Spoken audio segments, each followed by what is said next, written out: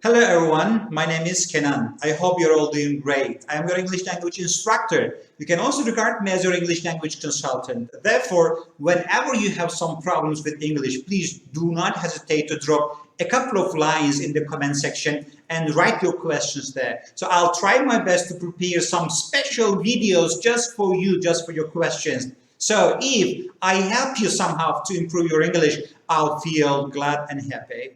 So today, guys, we're going to learn about noun clause. In the previous class, actually, we talked about noun clause and we learned a couple of things about it. As you see, I have prepared a PowerPoint presentation for you. In the previous class, I was using the whiteboard, but it takes time and my writing is not so good. So I just tried to change my strategy for this class, and I prepared this PowerPoint presentation to make things easier and faster and more understandable for all of you here. So today, guys, we're going to actually again go deeper and deeper in noun clause. As we said in the previous class, we have three different sources to create noun clause: from statements, from yes/no questions, and of course from WH questions. In the previous class, actually, we were talking about noun clause from statements, but one more time I'd like to go over this so you're going to understand this subject in a better way. So noun clauses from statements. Here you have a sentence. You haven't studied noun clauses yet.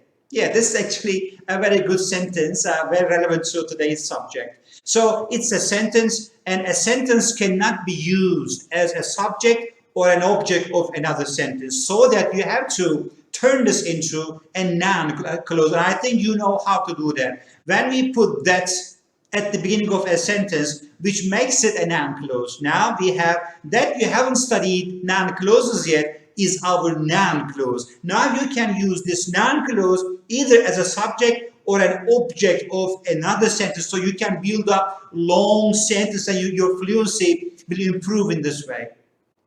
And I'd like to give you an example for this. For example, it's difficult to believe that you haven't studied noun clauses yet. It's difficult to believe that you haven't studied noun clauses yet. Another example, I know that you haven't studied noun clauses yet. Wow, look at these sentences. Look at the beauty of this. So you can make long sentences with the help of noun clause. So you can use a sentence, but first turning it into a noun clause, so you can use this big structure as a subject or an object. So far we have used it as objects in these two sentences. The third one is your English teacher hasn't realized that you haven't studied noun clauses yet. Wow, look at the beauties here. So, but these are all, as you see, noun clauses as objects here. They are all object positions in the sentence. So let me give you other examples so we can use these noun clause as subject of the following examples here. That you haven't studied noun clauses yet will cause you a lot of trouble. That you haven't studied noun clauses yet will cause you a lot of trouble. This time I'm using this noun clause as the subject of the whole sentence there. That you haven't studied noun clauses yet will cause you a lot of trouble. Second example is that you haven't studied noun clauses yet is undermining your fluency and accuracy. Wow, look at that. So that you haven't studied noun clauses yet is undermining your fluency and your accuracy. Again, it is functioning as the subject of the entire sentence here. And the last one is that you haven't studied noun clauses yet doesn't mean that you will not study it later. Wow, look at that. So that you haven't studied noun clauses yet doesn't mean that you will not study it later. Again, as you see in these three examples, I'm using the noun clause as the subject of these entire sentences. And when you look at these ones, these are the objects of the sentences here.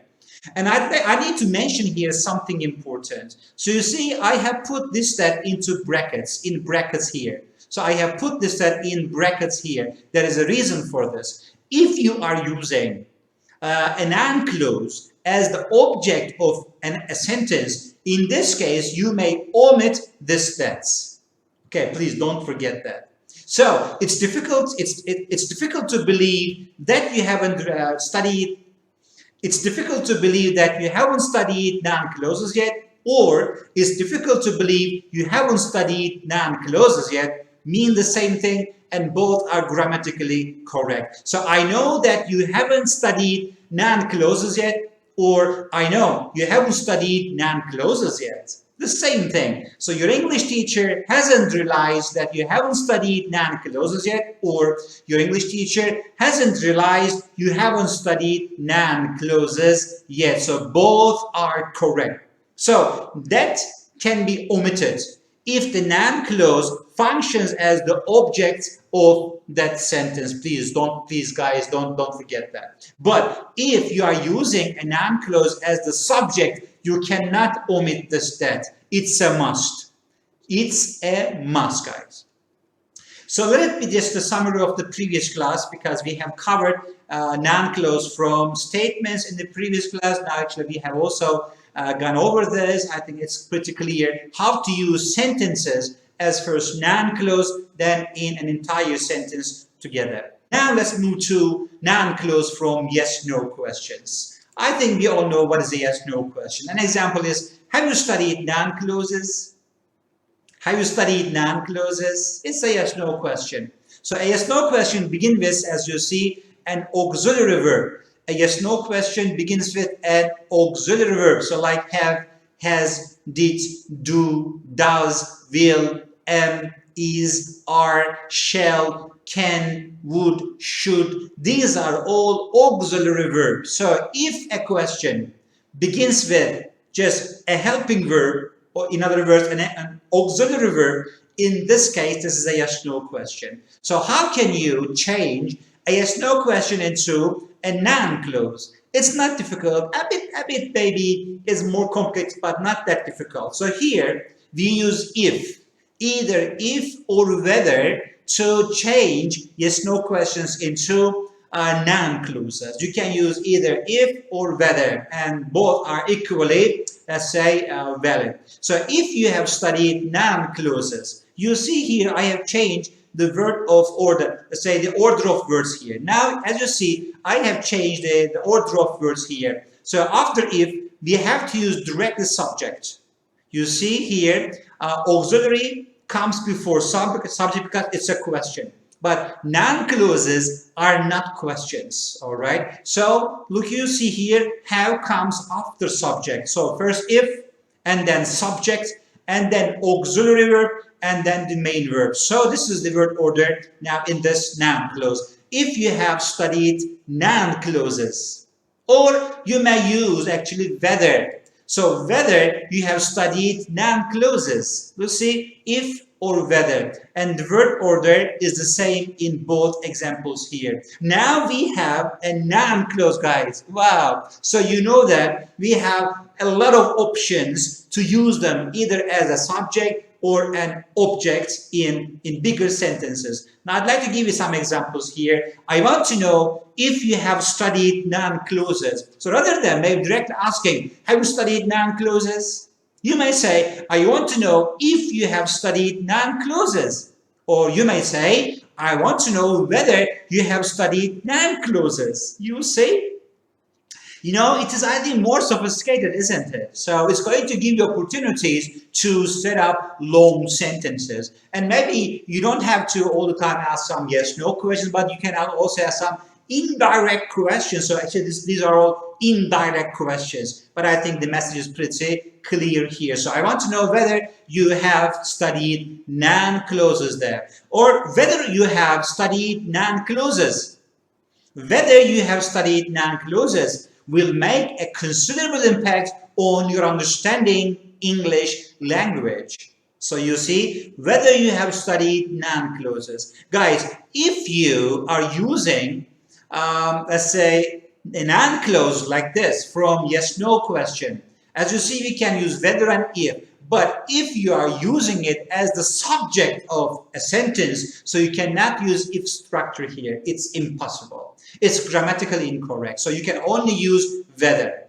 If you are using it as an object, both are okay, no problem. I want to know if you have studied noun clauses, or I want to know whether you have studied noun clauses. But if you are using this noun clause as the subject of this entire sentence, in this case, you have only one option, only whether. So whether you have studied noun clauses will make a considerable impact on your understanding English language. If you say, if you have studied noun clauses, will make a blah blah, it's not correct grammatically speaking. So guys, please, again, one more time, if you are using a noun clause from a yes/no question, you cannot use if it functions as a subject. Only you can use whether, all right, here. But if it is object, you can use both, no problem at all. There are some more important things about, let's say, noun clause from yes/no question. So, are you coming to the party? Are you coming to the party? It's a yes/no question. How do you know that? Because before subject we use an auxiliary verb, and there is no question word here. So this is a yes/no question. As I told you, if a question begins with a helping verb, only a helping verb. So am, is, are, do, does, did, will, have, has, etc. It's a yes/no question. So guys, if you are coming to the party is now a noun clause. You see, now I'm using if.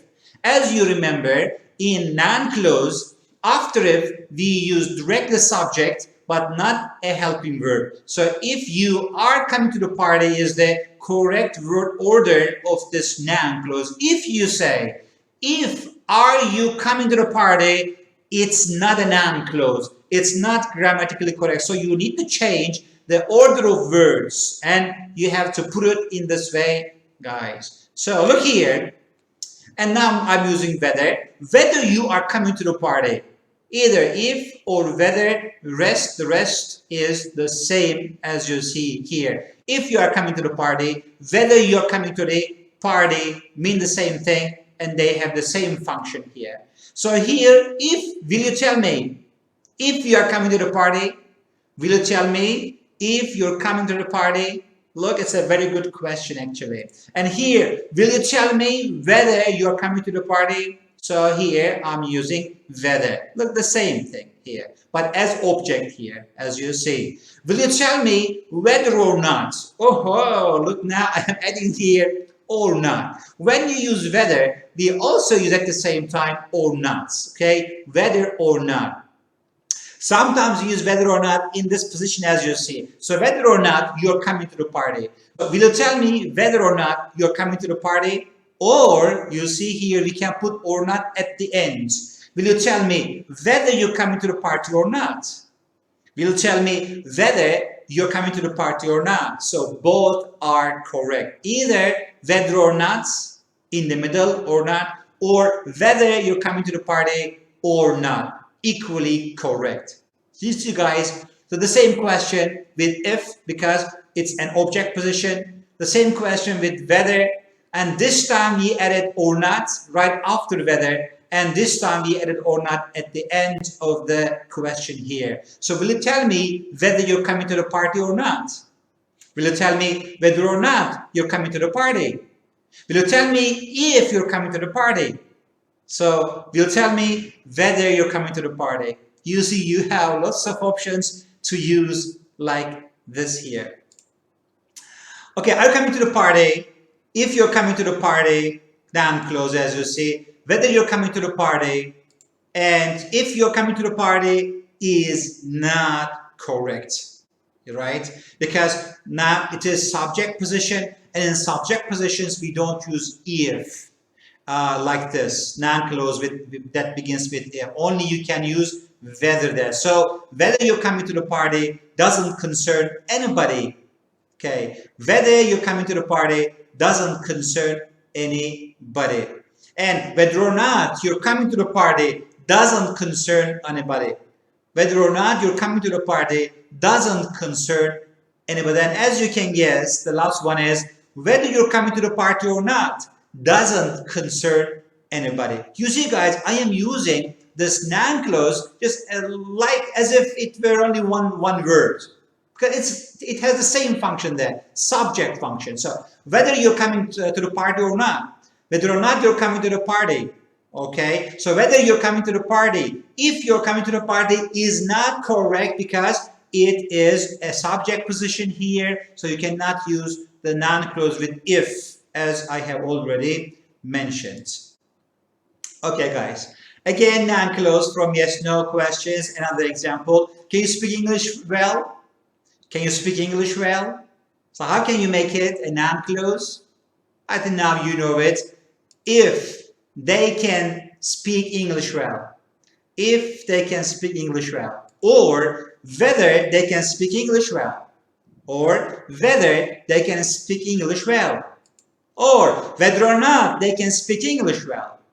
Whether or not they can speak English well. Or whether they can speak English or not. Whether they can speak English or not. You see, all of them actually are our noun clause. So you can use them as a subject or as an object. So, but as you know, we cannot use the noun clause with if it functions as the subject. So it's a subject here, so you cannot use if. So if they can speak English well, we'll decide their future in the company. So this is not grammatically correct, but it must be whether they can speak English well. We'll decide their future in the company. Or you may say, whether or not they can speak English well, will decide their future in the company. Or you may say, whether they can speak English well or not, will decide their future in the company. Look at them. Look at these beautiful sentences. So this is the flexibility of a language, you know. So you can use different structures. Maybe it's with some minor change, but still you can use different variations of the same noun clause from yes, no questions here.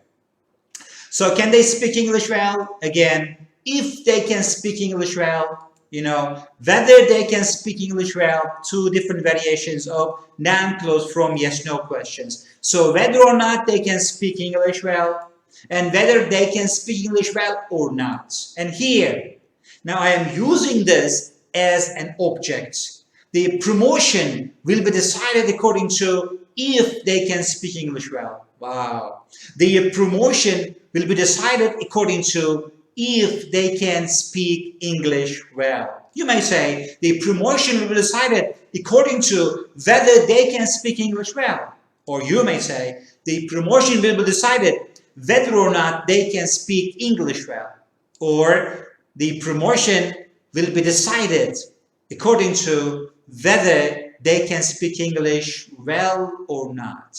So you see, you can use all these different variations and a huge level of flexibility in the use of noun clause from yes-no questions here, guys. All right. Now let's get back to the third, let's say, source to create noun clauses, WH questions. Now this is noun clause from WH questions. WH questions mean all the WH words, question words like who, what time, how much, how many, how long, why, where, whom, and the other question words, right? Now we need to have a WH question here. It might be any question you can think of, but as you know, all WH questions begin with a question word, all right? As you can also remember, all yes-no questions begin with an auxiliary verb, right? It might be do, does, did, have, has, will, am, is, are, can, should, and the other modal verbs, for example. So if a question begins with one of these auxiliary verbs, in other words, helping verbs, it's a yes-no question. But if a question begins with a question word, as you see now on the slide, who, what time, how much, and the others. So this is a WH question, in other words, an information question. So now we need to find out how we can turn this into, let's say, a noun clause. A question. What time do you get up in the morning? So what time do you get up in the morning? What time do you get up in the morning? It's a question. So how can you turn this into a noun clause? Pretty easy. Now you see, first we write here, as you see, what time, the question word altogether. After the question word, you have to write direct the subject. You cannot use the helping verb after the question word because it makes the question. So noun clauses are not questions, as I told you before. So first the question word and then the subject and then verb comes. This is a simple present tense, as you see.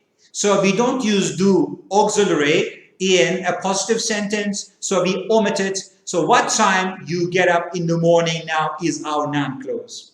So what time you get up in the morning is our noun clause. Now you can use this noun clause in bigger structures as either a subject or an object, guys. So here an example for you.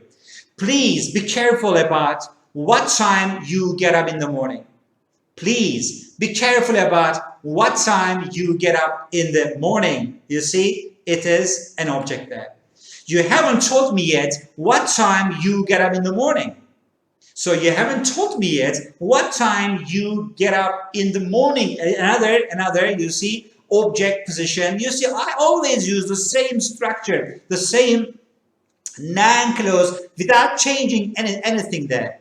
I can use it either at the end of sentence, so as an object, or at the beginning of a sentence as a subject there. So who knows what time you get up in the morning? Who knows what time you get up in the morning? Look, another sentence, this time again as an object there. Now let's use the same noun clause as a subject there. So what time you get up in the morning is none of my business.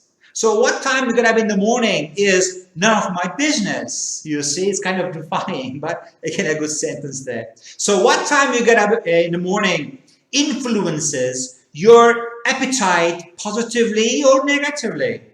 Right, absolutely, you're right. So what time you get up in the morning influences your appetite positively or negatively. Look at the beauty of this sentence here. And what time you get up in the morning will determine your health condition later. So what time you get up in the morning will determine your health condition later. So be careful about what time you get up in the morning. So if you get up late in the morning, so you may not be successful in life. They say early to bed, early to rise makes you healthy, wealthy, and wise. I just remember this proverb. So early to bed and early to rise makes you healthy, wealthy, and wise, guys. Okay, great. It's great. Now I have some more examples for you to understand noun clause better. So the first example is, I know that it happened. I know that it happened. So as you see, that it happened is my noun clause, and it's from a statement, a sentence. So that it happened is my noun clause. I know why it happened. I know why it happened. So, but this noun clause is from a WH question because of this question word. So why it happened. So actually the question is, why did it happen? The question is, why did it happen? So you change why did it happen into why it happened as a noun clause, and I use it as the object of this entire sentence here, guys. So I know how it happened. I know how it happened. The direct question is, how did it happen? How did it happen? So I change this question into how it happened, and it makes it a noun clause, and I'm using it at the end of this sentence here. Another example is, I saw how the accident happened. I saw how the accident happened. So here, my noun clause is how the accident happened. The direct question is, how did the accident happen? How did the accident happen is the direct question, but I change into a noun clause like this. How the accident happened. So I saw how the accident happened. What I say is true. What I say is true. So what I say actually is the noun clause, as you see here, and it functions as the subject of the sentence. So what I say is true. And I understand why it was necessary. I understand why it was necessary. Here, the noun clause is why it was necessary. The direct question is, why was it necessary? So why was it necessary is a direct question. So I change into a noun clause, as you see here, why it was necessary. So I understand why it was necessary. Ask your child what he wants for dinner only if he's buying. Wow, it's a quote from Fran Lebowitz. So ask your child what he wants for dinner only if he's buying. So here our noun clause is what he wants for dinner. What he wants for dinner. This is a noun clause from a WH question, right? An information question. So ask your child what he wants for dinner. So direct question is, what does he want for dinner? What does he want for dinner?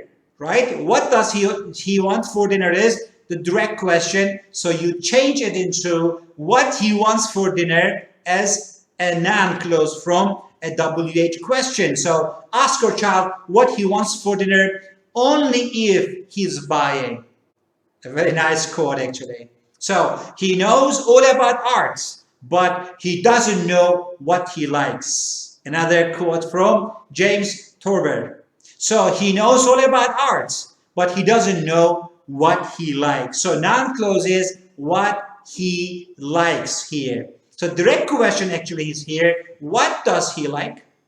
What does he like is a direct question. So I turn this into what he likes. So he knows all about art, but he doesn't know what he likes. The next one is, man is what he eats. Wow. Man is what he eats. So here, what he eats is the noun clause and is object of the sentence here. So it's from a WH question, guys. Another one is, my one regret in life is that I am not someone else. Wow, by Woody Allen. My one regret in life is that I am not someone else. So here, the noun clause is that I am not someone else. That I am not someone else is the noun clause. And actually, the actual statement is, I am not someone else. I am not someone else, the actual sentence. By adding that at the beginning, it makes a noun clause, so I can use it as the object of the entire sentence. Having said that, we have come to the end of another video, guys. In the previous video, I began to teach you noun clause from statements. And in this video, let's say, summarize again noun clause from statements, and plus I've been able to cover noun clause from yes/no questions and noun clause from WH questions. With this, I have been able to cover all these three sources to create noun clauses in your sentences. As you understand very well, being able to use noun clauses will make your speech faster and more accurate, guys. So please learn it and use it in your sentences as often as possible. Again, thank you very much for listening to me, and please don't forget to like it and to subscribe if you haven't subscribed, and share it if you think some other people may also learn something, a couple of things from my videos here. All right, guys, take care of yourselves and hope to see you next time. Bye-bye.